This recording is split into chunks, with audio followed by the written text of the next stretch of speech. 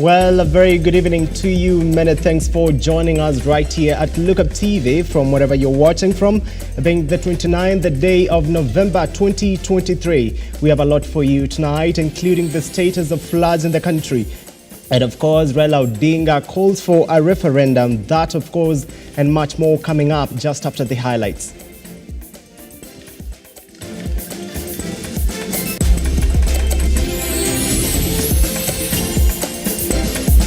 Tonight, nearly 400 cases of disease outbreak reported across the country. 10 counties still on high alert as El Nino rains continue to wreak havoc. The United Nations High Commission for Refugees has got an office here, and I think they employ more than 2,000 people. You'll not find a single person. Garissa MPs warn the refugee integration project stopped as they accuse immigration PSB talk of nepotism and mismanagement. Hawezi kauka. Hata kama area utakosa mbua, tu bado iko green. And we tell you of the shrubs used by the Turkana and Samburu communities during slaughtering of animals for good luck and to make meat juicy. Welcome to the program from wherever you're watching from. My name is John Matava. Our sign language interpreter tonight is Josephine Oko. Let's get started. The Azimio team has welcomed the recommendation contained in the report submitted by the National Dialogue Committee after 3 months of negotiations. The opposition outfit says the report is a win for Kenyans as it has helped quell tension emanating from what it terms as mismanagement of elections. The outfit wants the referendum conducted to entrench the recommendations contained in the report into law. Raila's statement brings to the fore questions on whether the country is ready for a referendum considering the electoral body, that is the IEBC, is not fully constituted. We made it clear that we completely disagree with the government on the matter of cost of living. We made it clear that we will support the document ensuing from the talks, but we will treat the hard line on the cost of living at the beginning of another phase of this struggle.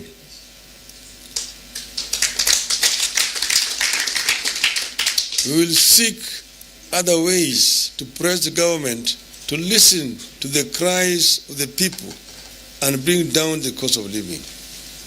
The other ways will include, but will not be limited to, consultations with the people. At all times, we will retain the right to call on the people to take steps that we deem necessary to force the government to lower the cost of living. We also support the document with the proviso that certain aspects must be approved by the people by way of a referendum.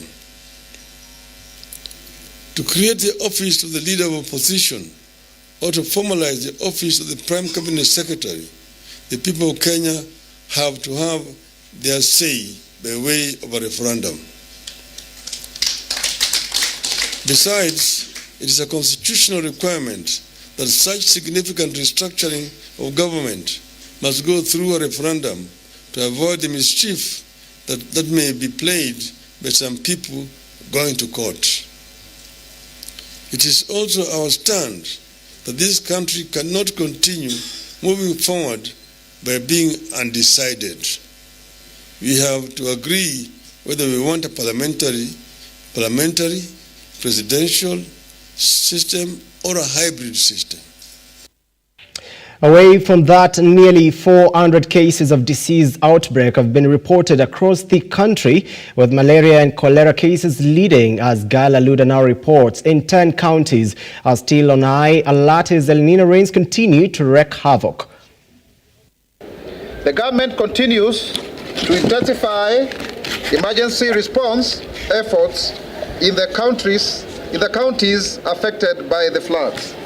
According to government spokesperson Isaac Mwaura, there has been an increase in outbreaks of cholera, recording a total of 391 cases, while Lamu County alone having a record of 94 cases. The situation in these counties has also led to an increase in disease outbreaks such as cholera, malaria, and diarrhea. Specifically, a total of 391 cases have been reported of diarrhea in Garissa, Kwale, Mandera, and Wajir counties, while 94 cholera cases have been reported in Lamu County alone. Mwaura says 10 counties at risk of heavy floods, while death toll still remains 120, with an increase in displaced households standing at 93,432, which translates to 3,324 houses destroyed. As of today, the government has already distributed food to 12 counties, namely Mombasa, Kwale, Lamu, Tana River, Garissa, Wajir, Mandera, Marsabit, Busia, Kitui, Samburu, and Isiolo counties. While the rainfall intensity is expected to decrease, Mwaura says government has set aside 625.8 million shillings to be disbursed to hunger-stricken counties. He notes that at least 12 counties have so far received relief food from the government and non-food items. The government will also disburse Kenya shillings 625.8 million to benefit approximately 500,000 people or Kenyans in 8 counties under the cash transfer program, aptly named the Hunger Safety Net Funds. These counties are Turkana, Mandera, Marsabit, Wajir, Samburu, Tana River, and Garissa and Isiolo. So far, that 7 counties have been affected, air transport remaining the only means government can use to reach affected families in the country. Government continues to put up responsible and recovering measures to cushion its netizens. However, rainfall in these counties is expected to decrease in both intensity and coverage, thus providing a conducive environment to facilitate the repair of infrastructure in order to aid the distribution of essential items such as food, non-food items, and medicine to affected Kenyans. Government is now cautioning motorists against carrying passengers during heavy flooding. We take this opportunity to caution and to urge drivers and border operators not to risk injury and death through reckless driving in flood conditions. Aludagel. Thank you so much, Eludagal, for that report. Moving forward, legislators from the Nyanza region led by Homa Bay town lawmaker Peter Kaluma and Karanchuonyo's Andrew Adipo have appealed to the government and other stakeholders to address the dire effects of El Nino, which has submerged homes in Homa Bay County. The flooding in the region comes after Lake Victoria breaking its banks.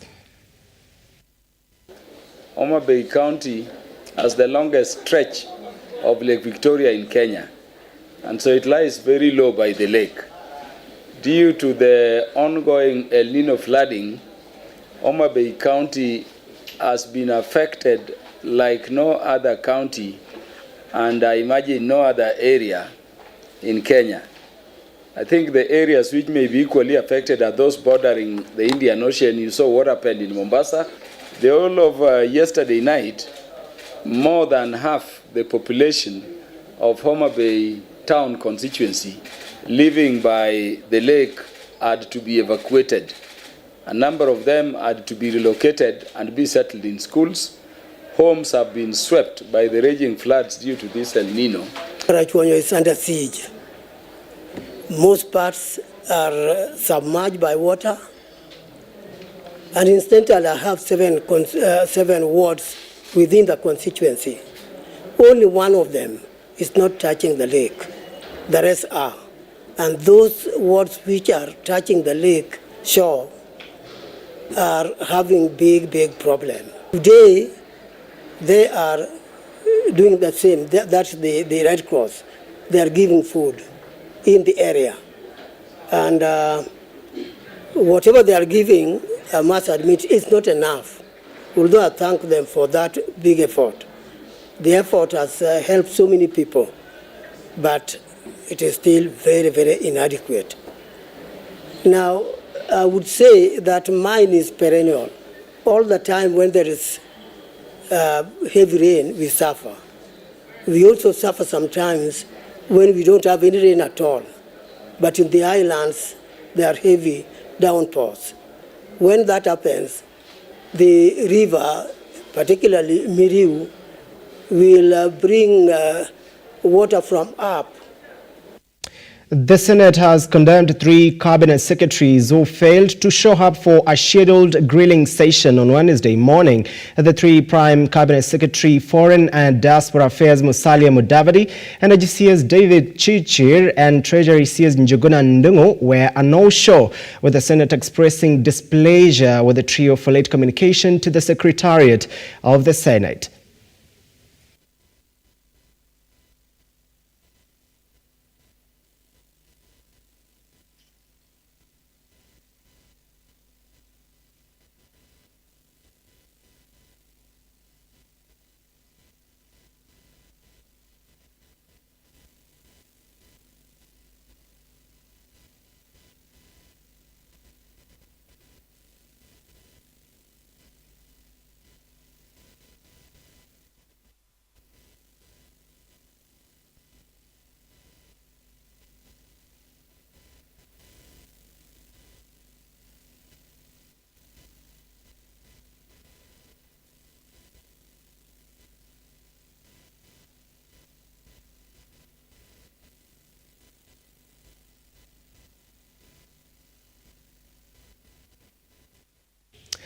Lawmakers from Garissa County want the ongoing plans to integrate refugees under the Shirika Plan stopped, citing discrimination and mismanagement. The MPs now accuse Immigration's Principal Secretary Julius Bitok, who heads the Refugees Affairs Secretariat, of nepotism, expressing 5 out of the 6 recently recruited Assistant Commissioners of Refugee Affairs come from his community.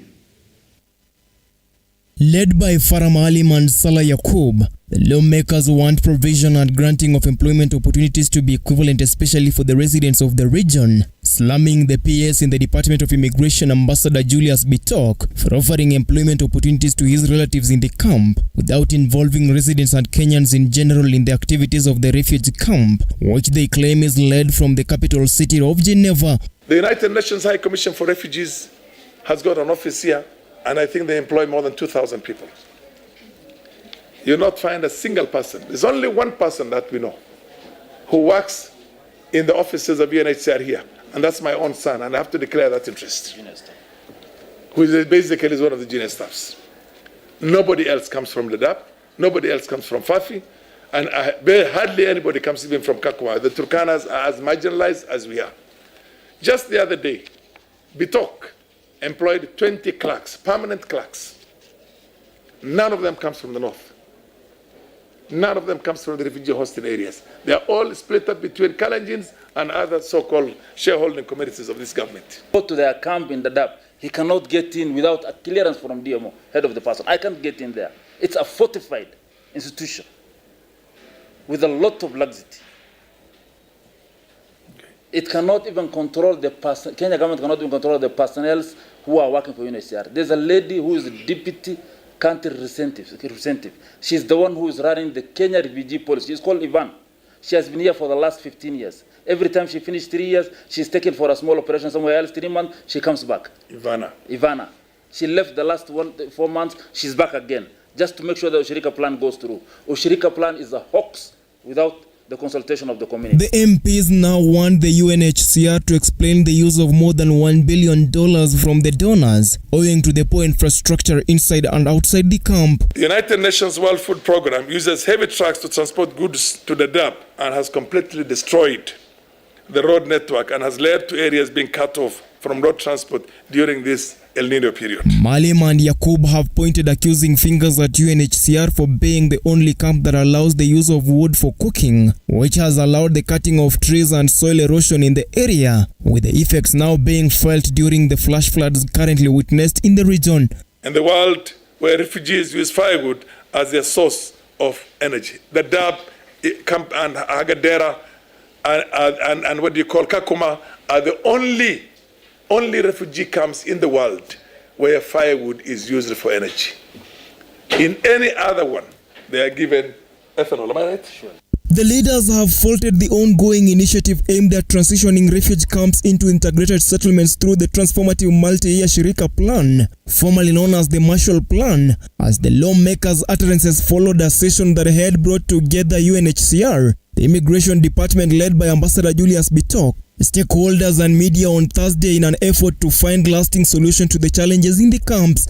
We find it utterly unconscionable that UNHCR hasn't found it appropriate to trigger an emergency response to alleviate the loss of lives and the livelihoods for the refugee hosting communities as well as the refugees themselves in those areas we mentioned.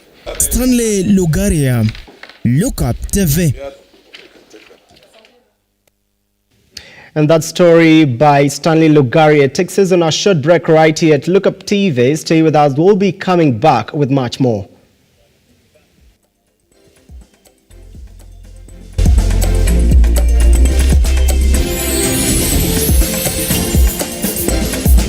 Tonight, nearly 400 Kenyans.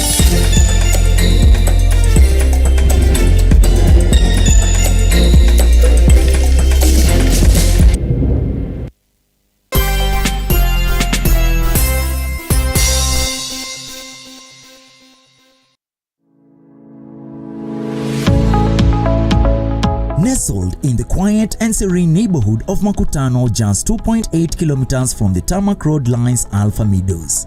This is a controlled gated community where you can build your city, home, or purchase for investment purposes. If you are looking for a place to call home, full of peace and quiet with magnificent views, then Alpha Meadows is that place. To book a plot, call 0723 979797 or visit us on 4th Avenue Towers along 4th Ngong Avenue off Bishop Road. Alpha Meadows is a product of Fusion Estates. Fusion Estates, your land ownership partner.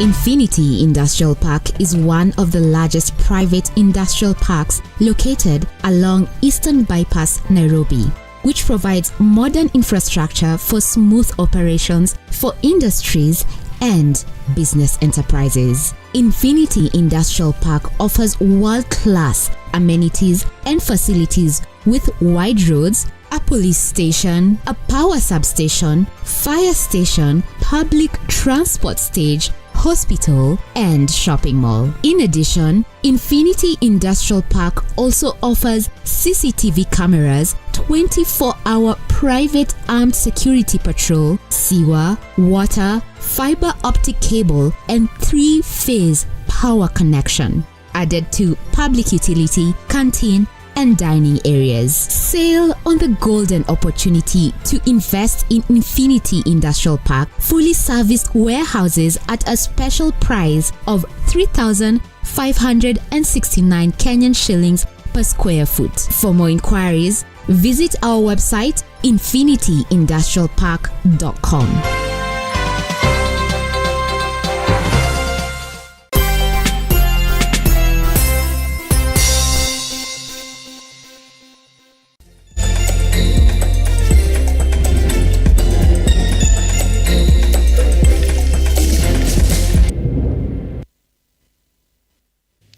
Welcome back to the program. You're watching Lookup TV, and you can be part of this conversation, and of course on Facebook, Twitter, and as well as YouTube.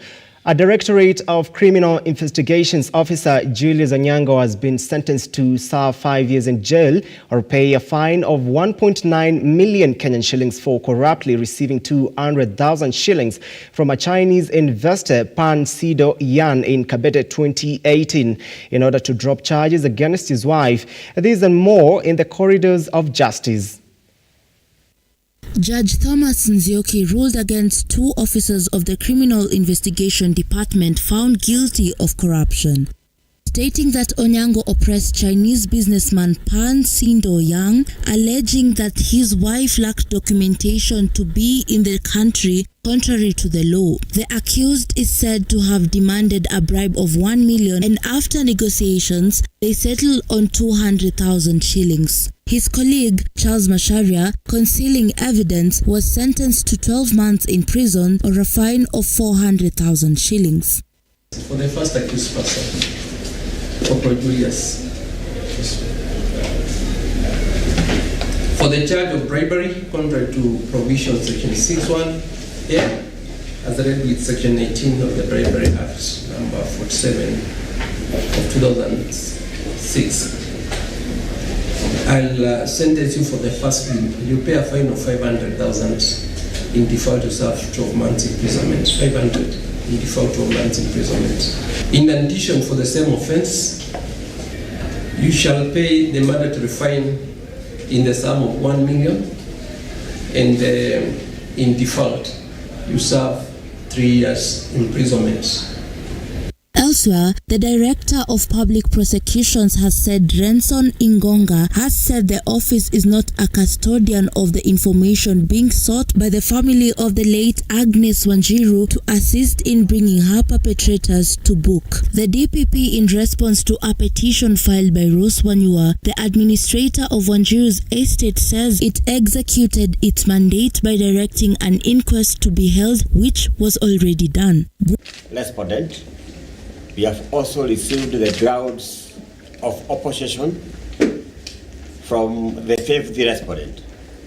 But we are raising an issue that all the parties, that is the respondents, are guilty of non-compliance with the court's directive of filing documents within a certain time. In such given time, Your Honor, we are going to raise issues with the judge that unless they comply with the court orders, those documents they are filing should be rejected by the court, and we do proceed on as the petition being unopposed. Bridget Agola, Lookup TV. Thank you so much, Bridget Agola, for that news story. Rice farmers in the Mwea irrigation scheme in Kirinyaga County have criticized the move by the government to privatize Mwea Rice Mill Limited Company. The farmers argue that there was no public participation among key stakeholders. They're now calling on President William Ruto to slow down, as the company has played a critical role in the production of rice in the area. Mwea Rice Mill Limited is among the 11 parastatals said to be privatized, with the government saying the move will generate more revenue and reduce demand for the government resources among.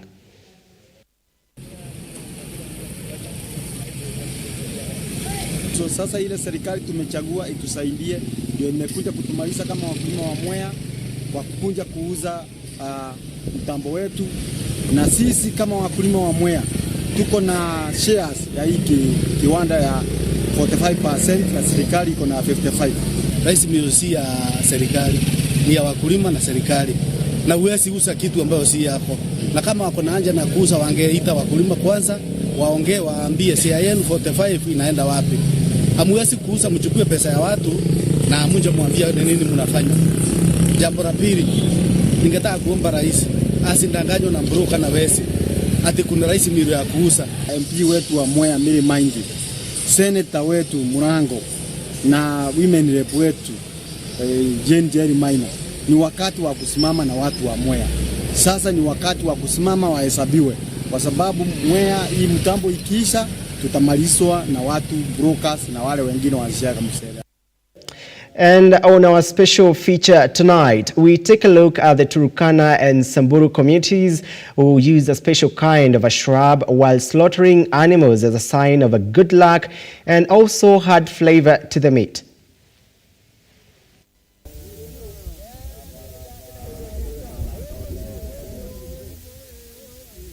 Despite some traditions being phased out among pastoral communities, the use of shrub leaves to lay slaughtered animal among the Turkana and Samburu community has stood the test of time, just like eating raw meat and drinking raw blood and milk without boiling during an important or social ceremony. When an animal dies, be it a goat or a sheep or a cow, The two communities use a special kind of tree, shrub leaves and twigs as a bedding for the slaughtered animal.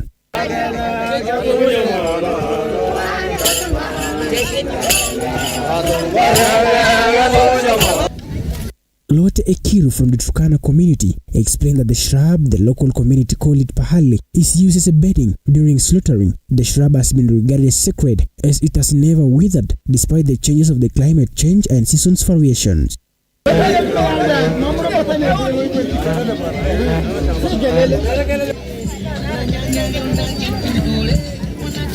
Tunatumia kwa nyama kwa sababu ni akimila.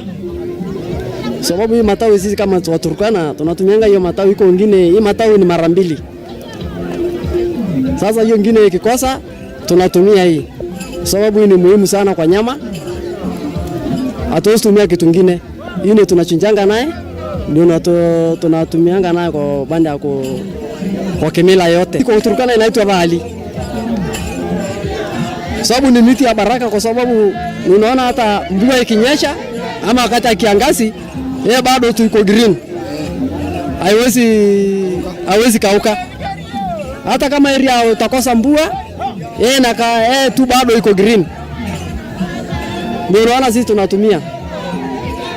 Kwa sababu ni miti ya mvua, ni miti iko na yani hata iko na kiangazi tu bado iko green. Hii miti mingine inaweza kauka lakini haiwezi kauka.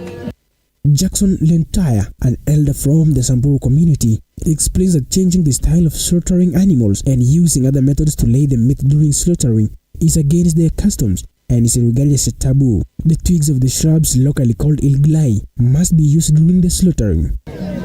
Sasa hiyo miti hakuna miti ingine inaweza weka hiyo ng'ombe tu, hiyo tu.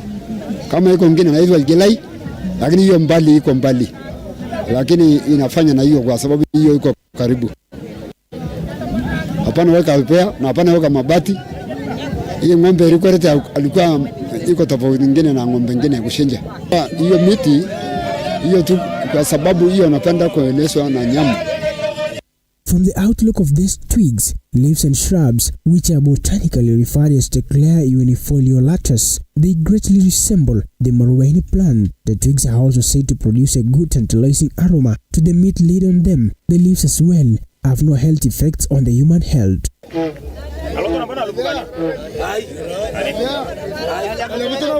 Regan Lemegudan, Lookup TV.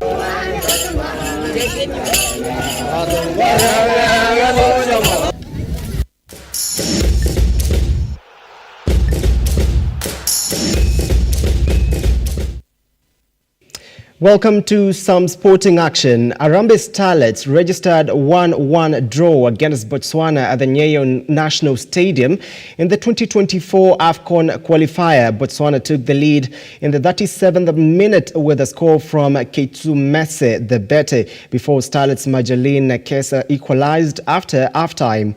Starlets are now under pressure to secure a win in their second meetup at Gaborone National Stadium in Botswana in order to qualify for the WAFCON in Morocco. At the moment tunapena ile back pass kwanza ina slow attack. Na ndio tunaona kwamba kidogo Harambee Starlets wana struggle pale mbele kuleta ile shambulizi ambalo linaweza kuwa kama ni threat kabisa. Haya, anaingia kwa mara nyingine tena Ditebe. Still believe. Yeah. And we had that conversation with her and we prepared her for the second half. Whatever will have happened, she will have played in the second half.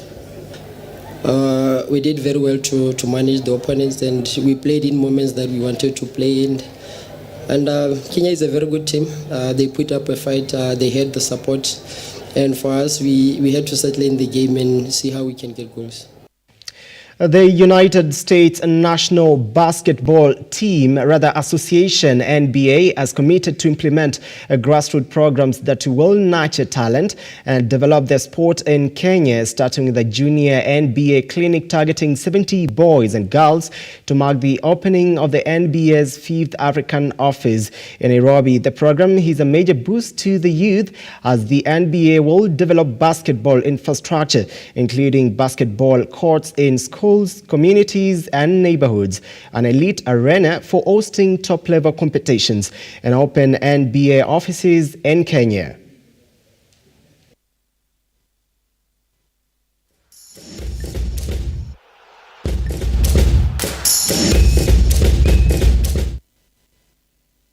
Well, and that is it from the desk right here at Lookup TV. Many thanks for watching, and those that made this broadcast a success, we do say thank you. My director Duncan Arondo and the rest, we say thank you. My name is John Matava. Please have yourself a very fantastic good evening.